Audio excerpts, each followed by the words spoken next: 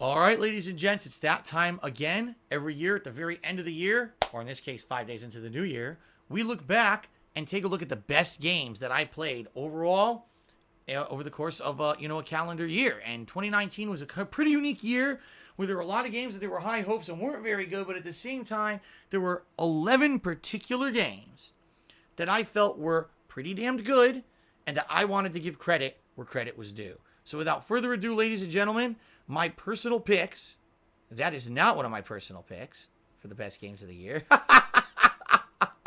That's the worst game of the year. My personal picks for the best games of 2019. I know people laughing at me now in the stream chat. We start off with Dragon Quest Builders 2.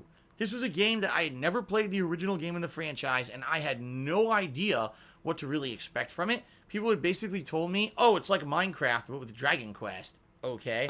In reality, that's not what it was at all. Even though there were crafting elements to the game, it wasn't like Minecraft with a sandbox element at all. This was a game with an incredibly long, narrative-driven story, a lot of combat, variety in the way of stages went, because you would start off, oh, first you're farming. The next island, you're mining. The next island, it's a combat island. And they're all different. If anything, the one negative that I could say about Dragon Quest Builders 2, it is way too long and drawn out. The game itself, the actual campaign of the game is over 60 hours long. I'm not exaggerating. It's actually that fucking long. So you need a lot of time invested in order to get through and finish this game. And I do feel that the pacing is bad to the point where they could have definitely sped up parts of the game and not made them be as drug out as they were. And the game would have been a much better game because of that. But if you like RPGs, JRPGs, or Dragon Quest in particular, if you like crafting elements, if you like fun narrative-based stories, like this game has a lot of positives that kind of make up for the few negatives. So I was pleasantly surprised. I had no idea that I was going to like the game as much as I did. I ended up doing a full-on playthrough of the game, and it ended up being one of my longest playthroughs of the year, but at the same time, I really enjoyed it. So Dragon Quest Builders 2, thumbs up from me. All right. Number 10, in the best games of the year countdown, a game that came out of left field and I never saw coming. Ladies and gentlemen, it's called A Plague Tale. This is a game based in a plague-infested France, all right? The rat infestation has hit France and caused rampant plague and death throughout the entire country. You are a small girl and her little brother who are trying to escape not only the plague itself as it breaks out across France, but also people are after you because it appears your brother has some kind of supernatural powers and they're out to kill him. Later on in the game, you actually find out that he can actually control the rat infestation. And this is one of the most unique gameplay elements I think I've seen in quite some time. For an indie game, the graphics of this game are incredibly good. I mean, this looks to me like a AAA release, when in reality, it's actually from a smaller indie-based studio. Very creepy vibes, very creepy atmosphere, a very interesting story with a mystery element behind it. There's elements of stealth, but there's also combat elements, and then of course there's puzzle elements. How do you get around the rats? How do you control the rats? There's actually epic boss fights in this game, like light and dark elements. We're using light or fire to ward off the rats or direct them in a certain way. Also, the game's pretty dark and adult because you have to kill a lot of people in it, which is pretty creepy when you think about it. Kids, slaughtering adults isn't exactly one of the most PC topics around gaming these days. So, for me, I thought that this is actually a surprisingly good game. I think that if you have not checked it out, and because it was some indie game that you didn't really hear of, you should give it a look. It's actually worth your time. It was a wild 8 hours for me. It's not a very long game, but it's definitely a fun game and a game that I really enjoyed. Actually, I take that back. I think it was more around 12 hours. So, good stuff. Definitely check out A Plague Tale, one of my favorites of the year. Okay, moving on. The number 9 best game of the year, Metro Exodus. A game that continued on with the plotline of the Metro games with a twist. This time around, you were going to be able to be riding a train throughout these all unique locations. Instead of just kind of being in one confined area of a city or in the sewers most of the game, this time around, you were going on an epic adventure across all of Europe, and you were going to be trying to figure out what really was going on with the radiation and the war. There's really huge plot developments in Metro Exodus that really advanced the storyline of the Metro games that really you hadn't known before. I guess if you had been a fan of the books, you probably would have known the truth behind what was going on all along, but this had never been really fleshed out until this group of games. The graphics are quite good. Open world exploration in a lot of the different areas. Instead of, again, being confined to linear stuff in the sewers, now you have a big map that you can explore in certain areas. You can find side missions and optional content. Really cool epic fights and the like. A customization system that has always been persistent and fun throughout the Metro series continues in this one with your customization of your weapons and the good stuff there. The lighting, as you can see, just as good as it always has been. I really liked Metro Exodus. In fact, I think a lot of people kind of forgot this game existed because it came out so early in the year. And I hate to say this, that this is kind of a running pattern that I find with games in the modern era, is if a game comes out in the first 3 months of the year, people kind of forget about it. I actually really liked Metro Exodus to the point where I definitely wanted to hope that the franchise will continue with this kind of a thing instead of going back to be more linear like it was in the previous games, have more of an open world concept, exploration, side missions, etc.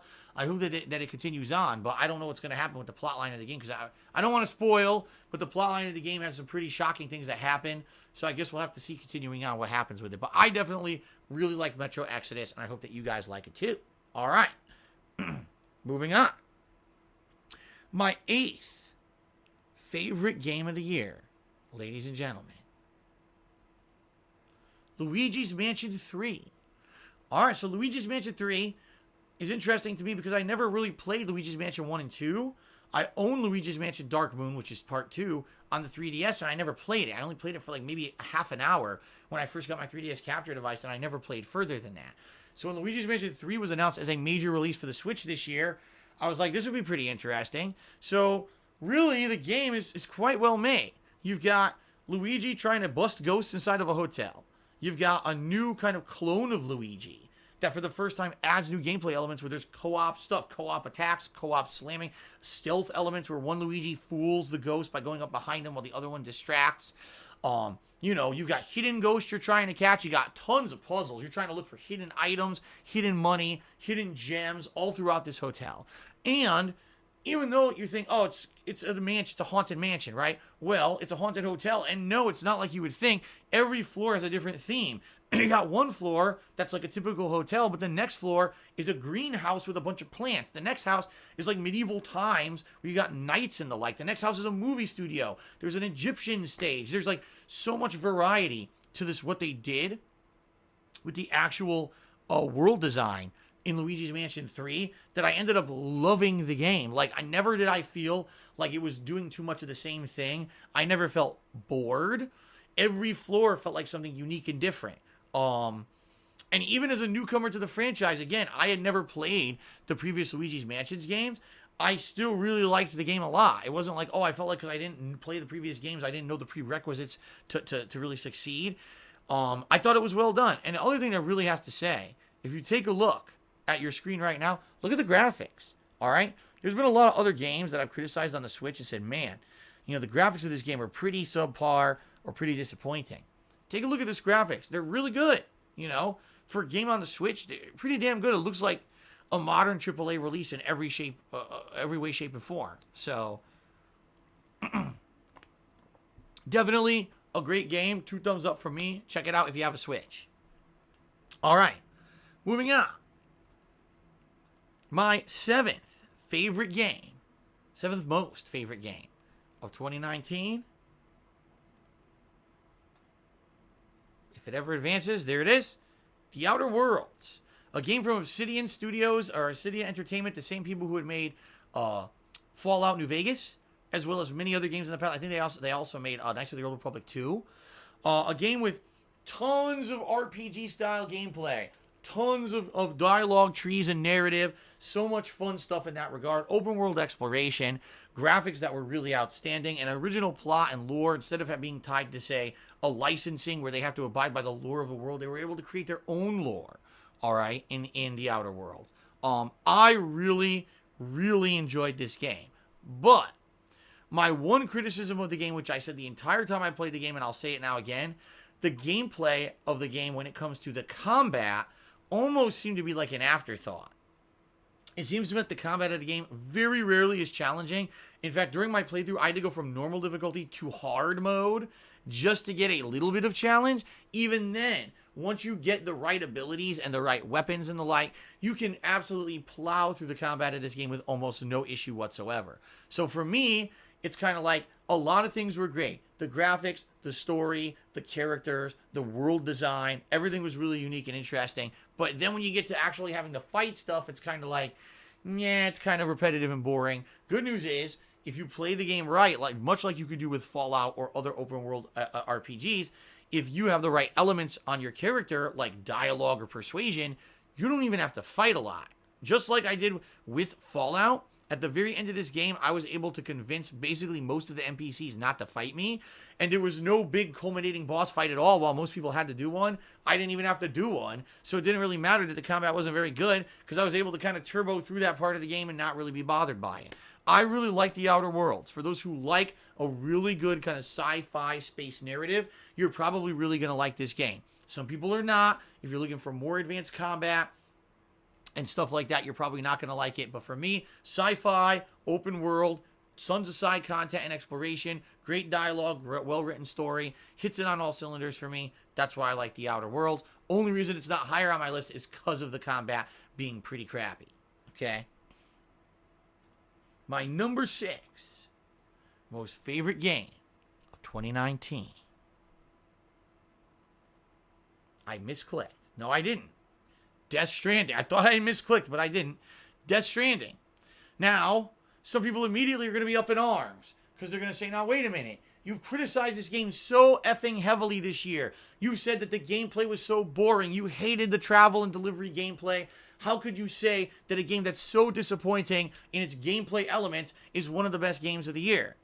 Well, just because a game had one disappointing element doesn't mean it wasn't one of my favorite games of the year. In fact, I'll tell you, the story, the voice acting / motion capture, the world design, the graphics, the music, everything but the delivery aspect of the game, I felt was 2 thumbs up, super entertaining, super fun. And as we know with games made by Hideo Kojima, those elements are a giant portion of the game. In fact, they're more of the game than the delivery element. I'd say probably delivery was 40%, while all those other things was about 60%. And I'm okay with that. You know what I mean? I really enjoyed the game. Now, admittedly, if I had not played this game with a viewing audience, those boring elements probably would have gotten me to quit the game, which is why I cannot put this in good conscience any higher up on my favorite games of the year list, because when you have one element that's so bad that I would have quit the game, I can't say it's like top 5 best games of the year, okay? I just can't. But because I toughed through it and I got to see the ending, I actually thought that was like one of the best endings. It tied up all the loose ends.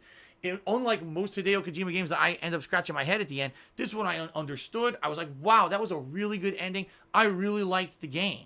So Death Stranding is kind of like the ultimate dichotomy, the ultimate, man, I feel good, but I also feel bad about the game. How do you think about it? I have to be fair. It is a great game. If you can get through those delivery parts and you can see the entire story of the game, it's definitely a game worth playing, and it's one of the best games of the year. But in good conscience, I cannot make it a top 5 pick for me when I absolutely hated the delivery aspect.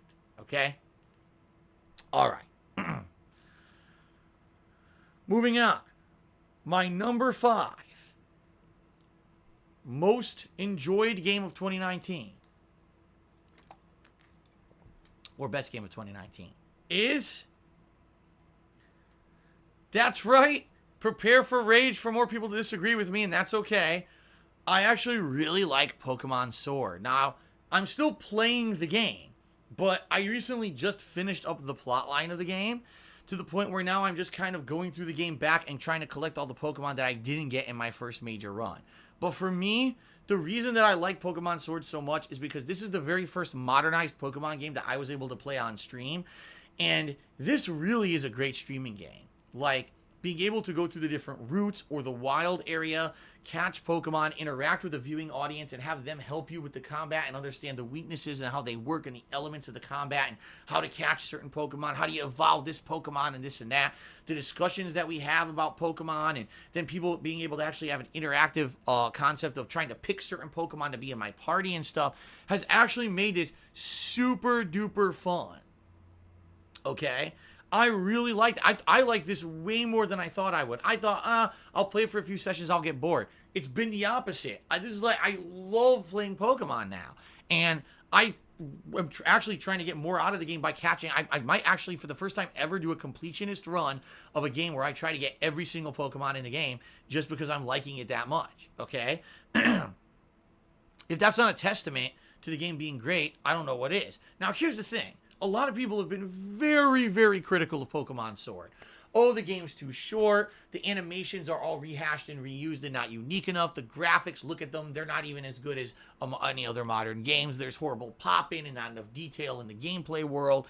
Oh, the voice acting isn't even consistent because there's only some for the story, but there's not consistently a lot for all of the story. You know what I mean? Like, there's been a ton of criticisms of the game. For me, as someone who has not been a hardcore fan of every single Pokemon game, I haven't played that many. I played Pokemon Blue on the original Game Boy Pocket. I played Pokemon Omega Ruby, which I don't even remember. I think that was the 3DS. Then I played Pokemon Moon, and then I played this one. And for me, this is the best one I've ever played. You know, I'm blown away by being able to play with Pokemon, not on a tiny screen, but on my TV with modernized graphics. Look at how awesome this cave looks with the detail and the colors and everything.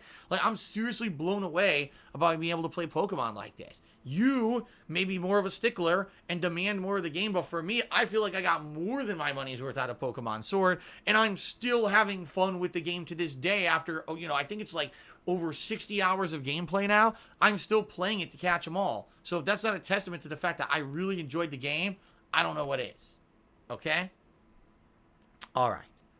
Now, my number 4. And by the way, I should say this up front. It's okay if you disagree with me on this list. That's perfectly fine. I would prefer if people actually have differing opinions. At least I'm giving you mine, right? Okay. My number 4 most enjoyed game of 2019 is Sekiro. That's right. You might have thought that I was going to forget about this game, didn't you? Of course not. Undoubtedly, Sekiro was one of the best games of 2019. I'd be an idiot and remiss to just leave it off my list. Even though I was very highly critical of the game when I was playing it, I very much enjoyed it. I mean, the game has so many cool, unique elements to it.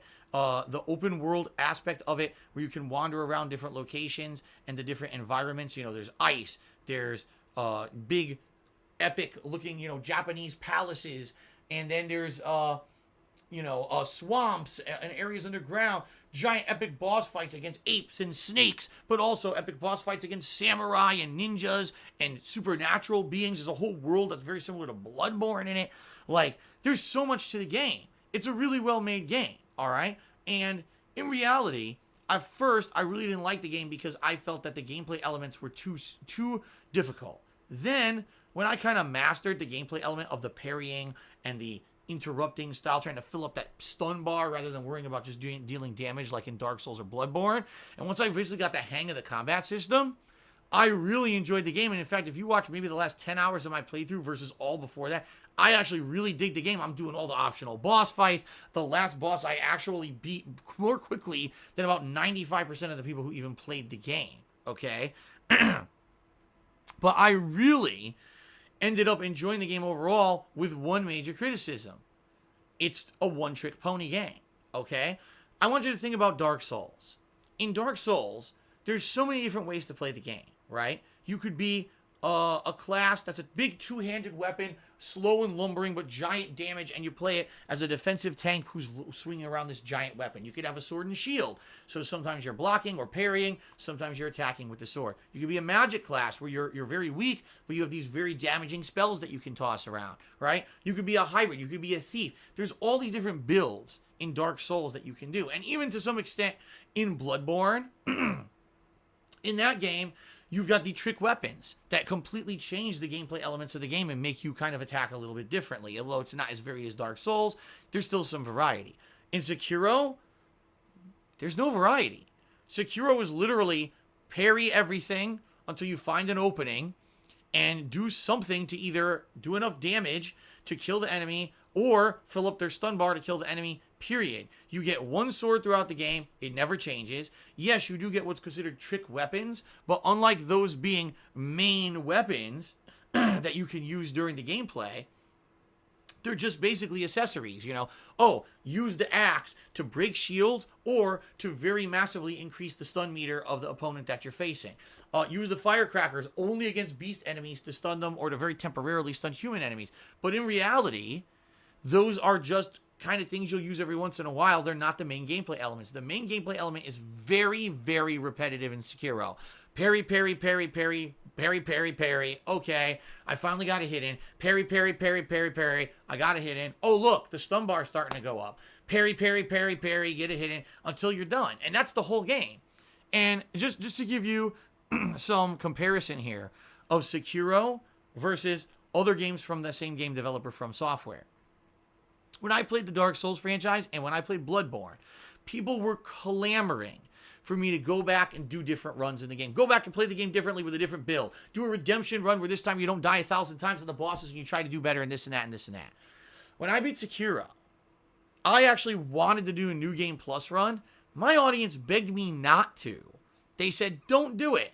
It's going to be the same as your first run, only this time you'll turbo through it even more quickly, and that's not fun to watch because you're not going to suffer. You've learned the gameplay mechanics. You're going to do much better this run, and there'll be nothing different because there's no new weapons, no new anything you can do during the course of the game. And that's just basically the sad fact is that this game has no replayability. Once you beat it once, as long as you've done the optional boss fights and the like, you've seen the extent of what's in the game. And going back, there's nothing to do. There's no reason to go back because there's no new weapon build. There's no new way to play it. It's just the same shit over and over. And that's a shortcoming for From Software. They've always been games that their franchises are monstrous replayability. Go back and redo it a million times. Sekiro doesn't have that, okay? So I really like Sekiro, okay? I do. I absolutely really like Sekiro. And even though I raged a lot during the playthrough, by the time that I finished the game, I actually craved to go back to it, but my viewers said don't do it. I think it's one of the better games of the year. I definitely don't think it's the best game of 2019. That's just crazy that I think so many fucking game media outlets saying it's the best game of the year. You all cited the shortcomings of the game when it was the new game, yet come the end of the year, it's the best game of the year. It's like, what the fuck are you talking about?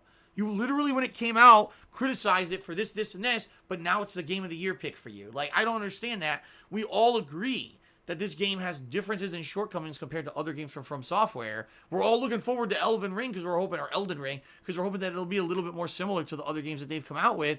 Yet somehow this is game of the year. That's horseshit to me. That's just being stupid and jumping on a bandwagon. So I definitely don't think it's game of the year. I do think it's one of the best games of the year. Okay? All right.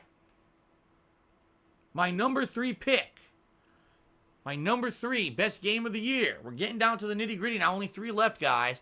Are my picks in line with what you thought I was going to pick? I'm curious. Remember, I didn't review games this year.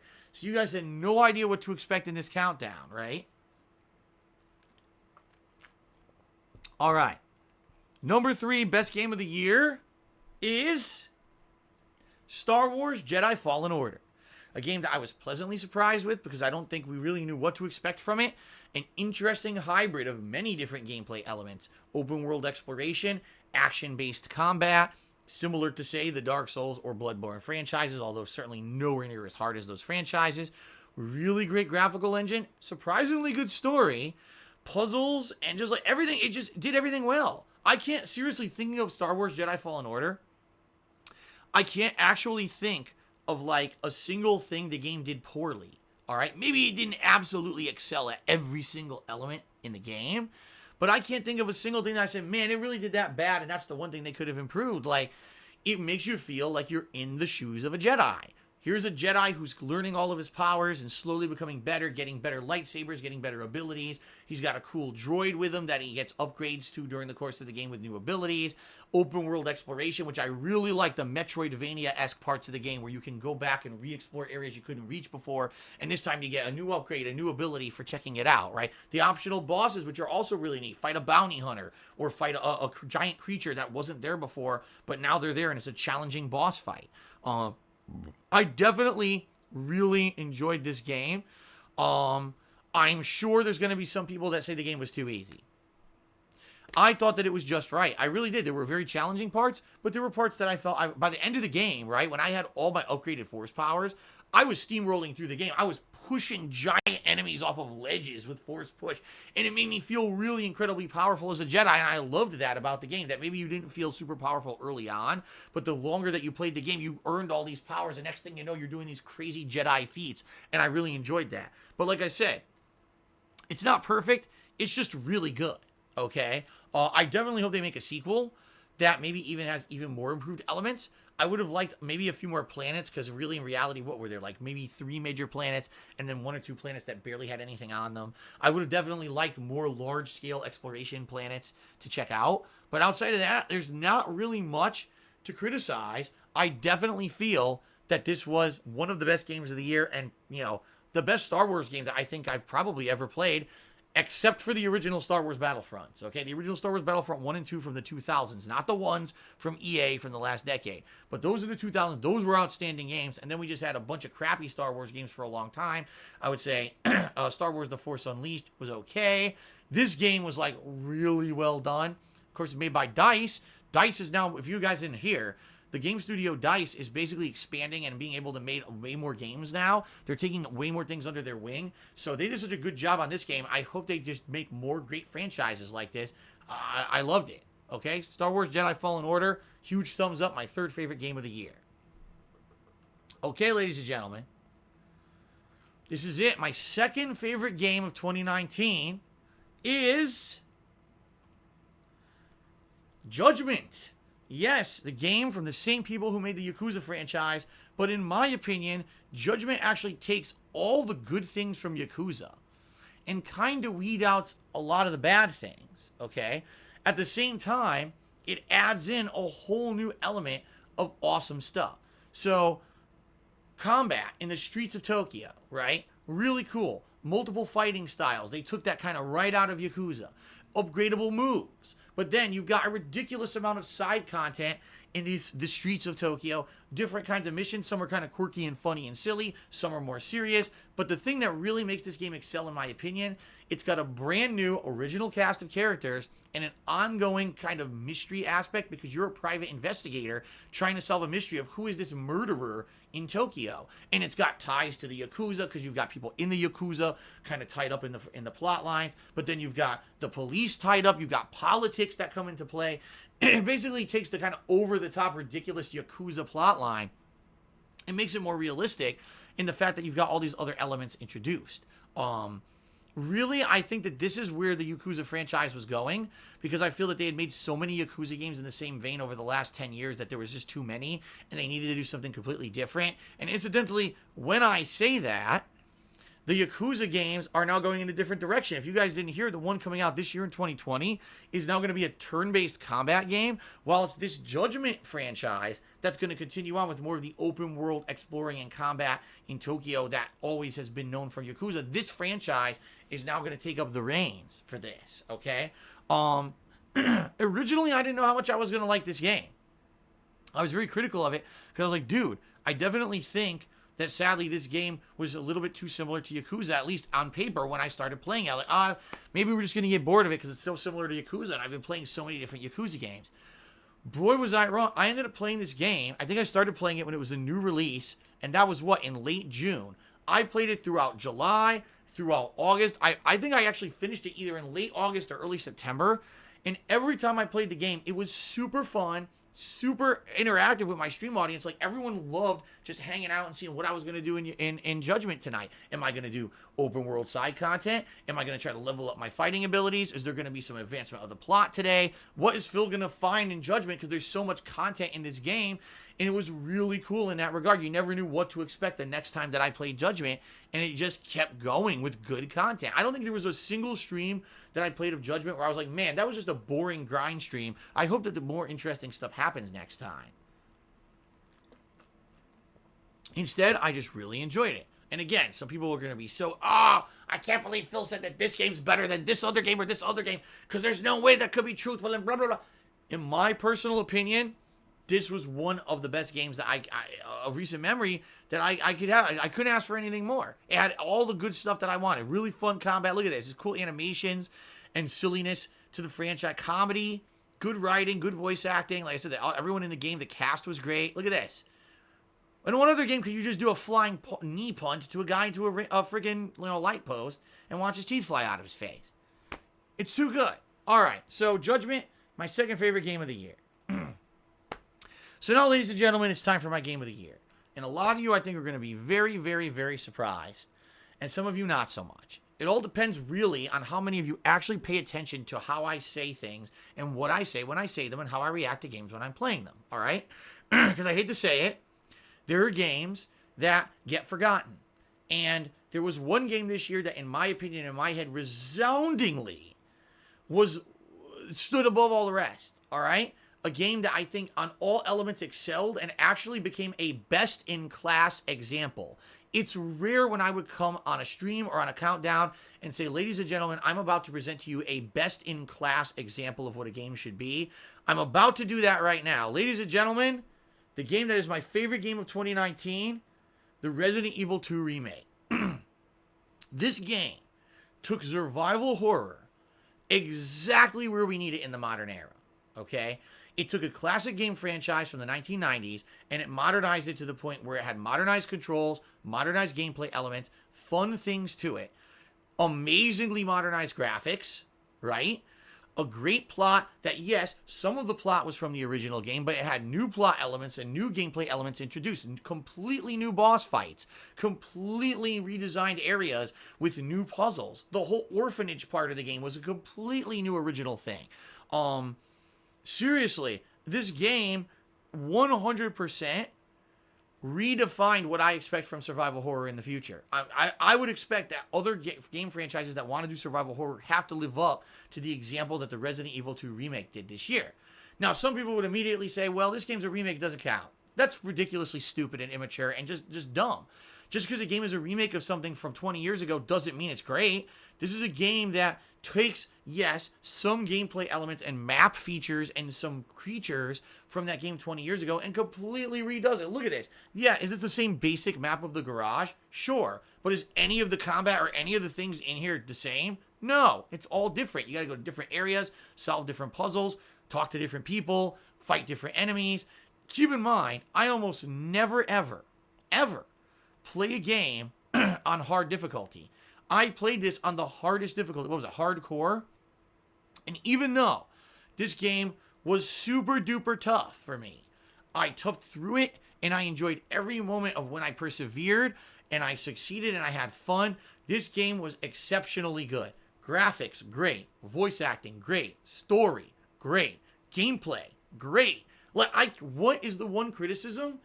Maybe it was a little bit too hard because I played it on hardcore, but I blame myself. If I had played it on normal, it probably would have been a more casual experience. But I already just played the original game a few years ago, so I wanted to challenge myself in that regard. Seriously, what can I say that's not good about the game? Nothing. This is exactly what I want from survival horror. Sadly, we get a lot of stinkers like Layers of Fear 2 and Blair Witch and these games that think that they're survival horror games. And you get a game like this that just makes them look so effing pathetic because it does things so well. So, Resident Evil 2 Remake, absolutely outstanding game. My pick for my favorite game of 2019. Okay? So, ladies and gentlemen, here's what I'd like to say. First of all, thank you for watching. All right? First of all, thank you for watching all my stuff in 2019. 2019 was absolutely an outstanding year for me on streams. I had a ton of fun doing it. Attendance was up. Everything was very super positive and fun. It was just a really great year in that regard for me. Okay? That being said, thanks for watching my year-end series. I hope you enjoyed them. And please understand, You don't have to agree with me. These are my personal picks from my take as a full-time streamer. You may have completely different games that you've chosen as your favorite games of the year based off of your own experiences, your own perspectives, how you approach playing games. For me, these are my own personal favorites. And what I would hope is that at least this list has given you an idea of maybe if you didn't check out one of these particular games in 2019, now you'll actually go give it a look because I felt that they were worth your time, okay? So, for 2019, officially, this is DSP signing off for the last time. We're now on full head on into 2020. Great games right around the horizon. I already started off strong with some of the game playthroughs I've been doing. Thanks very much for a great year in 2019, and let's hope for a great one in 2022. All right, guys, thank you. I'll see you later.